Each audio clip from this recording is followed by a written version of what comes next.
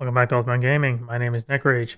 Today we're going to be talking Resident Evil 4, specifically, moving my camera down, specifically about this. What is that? Why is this important? Well, this game was released on March 23rd, right? March 23rd. And then a whole ton of these DLCs that seem to be essentially duplicates, right? One, one. These are all the same, $3 each. But if you want more, there's a 3-pack, there's a 5-pack here.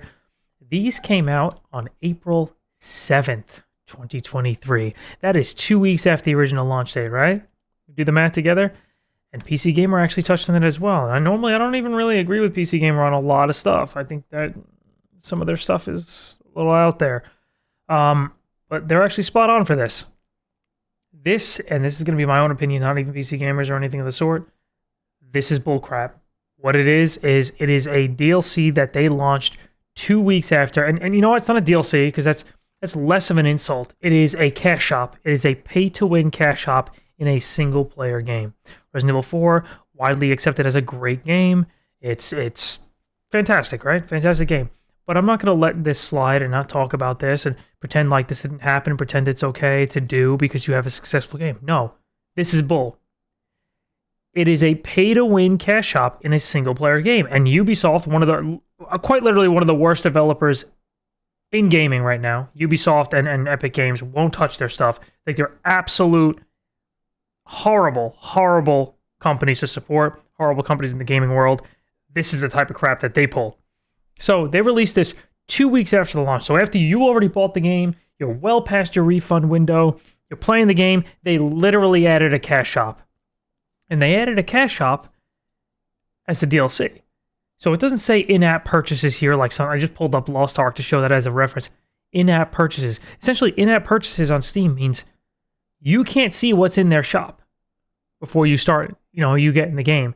And generally speaking, when you see in-app purchases, you already kind of suspect the pay-to-win type stuff, especially when it's something that's labeled as an MMO, like a false advertised MMO, like a Lost Ark. But Resident Evil 4, not marked as an in-app purchases, but that's literally essentially what it is. It's essentially the same crap you see in in-app purchases in games that classify themselves as MMOs. That's what this is. It is a cash shop, just like Ubisoft does with cash shop boxes in single-player games. While it's not a cash shop box item, or it's not like a random thing, it is a single-player game that has a pay-to-win mechanic in it now. And again, the shadiest thing about this is the fact that they released this 2 weeks after the launch of the game. That's ridiculous. That is so shady. So unlike Capcom to do. Capcom, what happened here? What happened here? Because you didn't do this with any of the Resident Evil remakes you've done. And all of a sudden you see Village didn't have it, 2, 3, the first game, 7. None of these things had this. Now all of a sudden we're starting to go down that path of the shady developer. And that's horrible. Because I'm actually a big fan of Capcom. I like their games. This is a shame to see. And just to get into the specifics of exactly what they did, exactly what this item does, there are weapons in the game that you can upgrade, right? Cool feature. You could upgrade a lot of different specs, I suppose, on the weapon, whether it's damage, ammo capacity, reload speed, stuff like that, right? So these tickets, they let you get the exclusive weapon upgrade. And what that is the exclusive weapon upgrade is a crazy powerful upgrade that is available after you maximize everything else for the weapon. This lets you get it right off the bat and for free. Obviously real money, right? So that's not free. But you bypass the game's money. The money requirement. The pesetas. Now, you might be saying it's a single-player game, who cares? That's almost more messed up than a co-op game and a multiplayer game. Like, I get it, you don't impact other players. But hear me out. It's not just, who cares? If I want to buy it, I want to buy it. It's only affecting my game. No, not really. That's not how that works. A game like, it's that really crappy game by Ubisoft.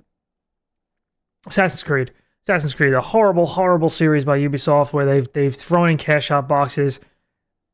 Do not think for a split second that they are not making adjustments to the base game to entice you to buy these type of things and entice you to buy cash out boxes where they go, hey, normally we had the experience rate at this, but we have an experience boost in the cash shop, so let's dumb down the base experience level by like 50% to entice people a bit.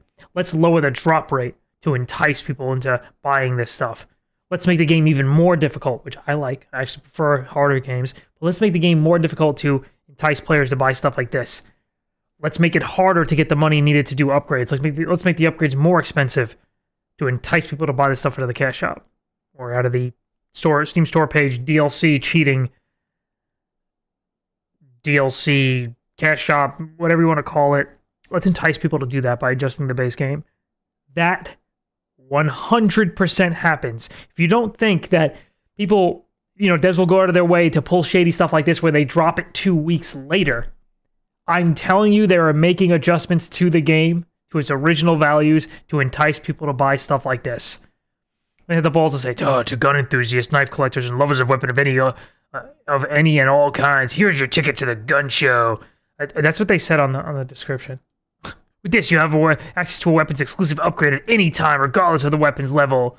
So, it's ridiculous. You're getting that right off the bat, making the game massively easier. And they had the balls to drop this 2 weeks after launch, and people are getting a little mad about it. We had a shout out to Harris, who has no idea I'm making this video and including his review in here, so shout out to you. He calls it a cheat item, which is legit. That's legitimately what you call it. It allows you to bypass the system entirely, the weapon upgrade system, giving you free access to any weapon's exclusive upgrade as soon as you meet the merchant for the first time in Chapter 2. Simply put, you get an overpowered weapon way earlier than you got any business to. And if you don't want this upgrade, you can sell this item for 80,000 gold, which on most difficulties is enough to buy a rocket launcher that will one-shot any enemy or boss. That's ridiculous. That is such a shady, crappy thing to do. Capcom, I like you guys. I do. I like you guys. I still like you guys, even though you pulled this. I hope this is the first and last time we see this from you, because this is wrong. And I wouldn't doubt that this will affect people's decision to buy or not buy your game on immediate release for the next game you release. Maybe we'll wait. We'll wait a few weeks, see if you pull the same crap, because that was really shady. That was really shady to launch the game on March 23rd, and then 2 weeks later, drop the cash shop with no mention of it, no indication that that's going to come, nothing at all. It's wrong.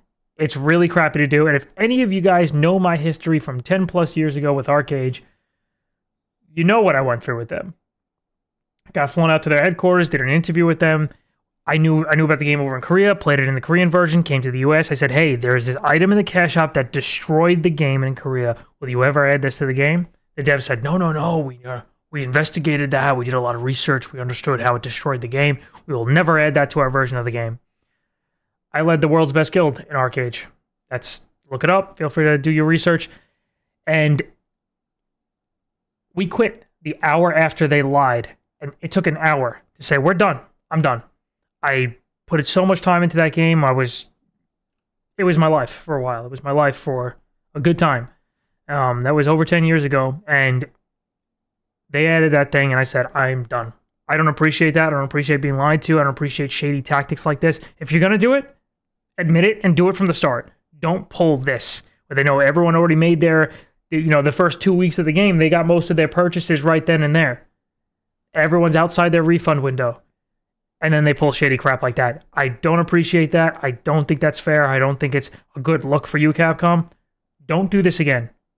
Don't do this crap again. I want to keep supporting you guys, and I want to like your company because you make good games. You make good games. That's the truth. But don't start Ubisofting yourself. Don't be Ubisoft. Don't be Epic Games. It's a horrible place to be, and nobody likes them. So, sorry if this was a little ranty, but I think this was an appropriate topic to cover. Thank you so much for watching. I'll catch you guys in the next video. Later.